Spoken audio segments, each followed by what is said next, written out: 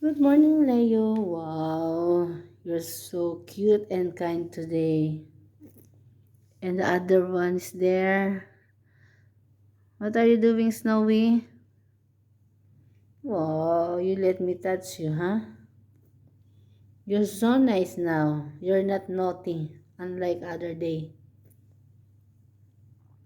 Thank you for allowing me to touch you. And this little girl, she is turning around. She want to comb her hair for a long time. Okay, okay, okay, okay. Nice. Hi, Snowy.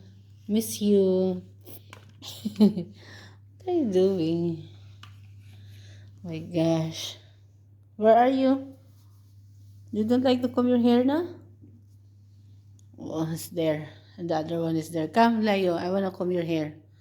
You want me to comb your hair? Come on. Mashallah. Oh, come on, Leo. I am not playing with you. I just want to comb your hair. You like it?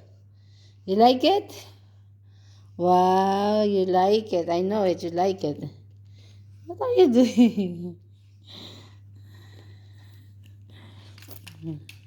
This is a very playful one. I want to comb your hair. I'm not playing with you. I'm not playing with you. I just want to comb. Leo. Oh my God, Leo. Leo, you're so naughty. I want to comb your hair. I want to comb your hair.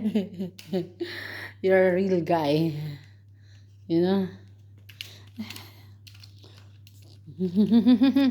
Enough.